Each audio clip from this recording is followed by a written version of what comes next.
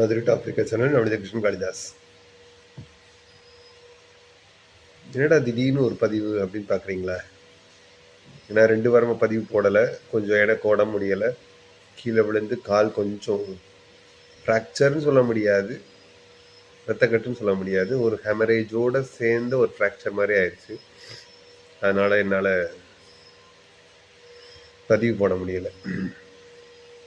நிறைய பேர் சொல்கிறாங்க, ஃபாரின்ல இருக்கீங்க, நல்ல சம்பாத்தியம் அப்படின்னு. நல்ல சம்பாத்தியம் இருக்குதா இல்லையான்றதெல்லாம் எங்களுக்கு தெரியாது. ஆனால் எவ்வளவு நாங்கள் மிஸ் பண்ணுறோம் அப்படின்றது தான் எங்களுக்கு தெரியும்.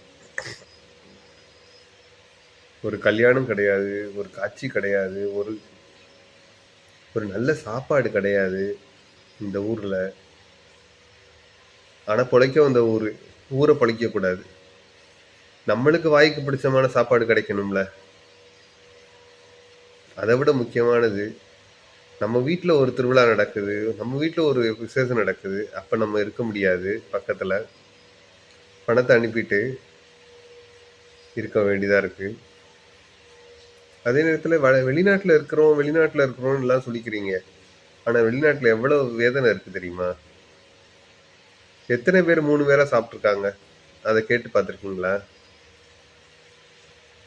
வீட்டில் வேலைக்காரங்க இருப்பாங்க, வேலைக்காரங்க சமைப்பாங்க, சாப்பாடு இருக்கும், எல்லாம் இருக்கும். ஆனால் அதை சாப்பிட்றதுக்கு டைம் இருக்காது.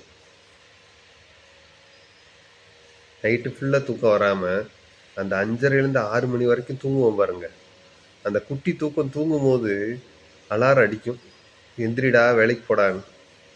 அப்படியே எந்திரிச்சு ஓடுவோம். அப்போ சாப்பிட முடியாமல் போயிடும். இப்படி ஒரு நடக்குதா? சில பேர் படுக்கிறதுக்கு கூட அடுத்தவங்க பெட்டில் படுக்கிறாங்க சில ஊரில். அப்படியெல்லாம் நடக்குது.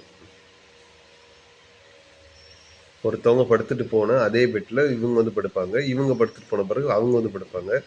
ஷிஃப்ட் மாறும்போது அந்த பெட்டை யூஸ் பண்ணுறாங்க. அப்படியெல்லாம் கஷ்டப்படுறாங்க மக்கள்.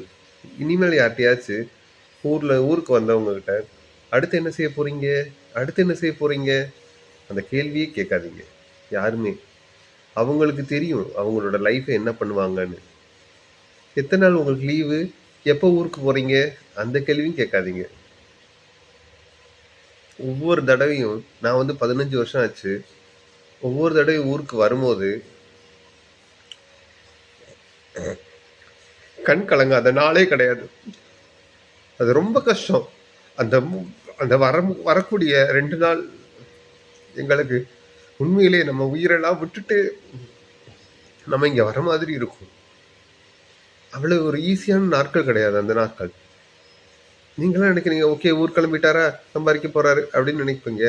ஆனால் அந்த நாட்களில் எவ்வளோத்த நம்ம விட்டுட்டு வர வேண்டியதாக இருக்குது. நம்மளோட கூட பிறந்தவங்க, நம்மளோட அப்பா அம்மா, நம்மளோட துணைவி, நம்மளோட குழந்தைகளுக்கெல்லாம் நம்ம ஒரு விருந்தாளி மாதிரி தான் தெரிகிறோம். அப்படி ஒரு காலகட்டத்தை நாங்கள் கடந்து தான் நாங்கள்லாம் கஷ்டப்பட்டாலும் எங்கேயோ இருக்க நம்ம சொந்தக்காரங்க, நம்மளோட சொந்த பந்தம் நல்லா இருக்கணும், அந்த ஒரு நினைவுக்காண்டி தான் நாங்கள் வந்து இங்கே கிடக்கிறோம். எத்தனை பேர் 20 வருஷம் கல்யாணம் ஆயிடுச்சு, ஆனால் எத்தனை நாள் பொண்டாட்டி கூட சேர்ந்து வாழ்ந்தாங்க, பிள்ளைய கூட இருந்தாங்க? நினச்சி பாருங்க. ரொம்ப கஷ்டமா இருக்கும். இதனால தான் நாங்கள் எல்லாருமே நினைக்கிறது, நம்ம பிள்ளைகள்லாம் எங்கள் கண்ணு முன்னாடி எங்கள் குழந்தைங்க சந்தோஷமா இருக்கணும். அதுதான் நாங்கள்லாம் கடவுள்கிட்ட வேண்டுறோம். இனிமேலாச்சு ஃபாரின்லேருந்து வரவங்க கிட்ட எப்படி இருக்கீங்கன்னு கேளுங்க, சாப்பிட்டீங்களான்னு கேளுங்க. எப்போ கிளம்பணுன்ற கேள்வி கேட்காதீங்க. நன்றி, வணக்கம்.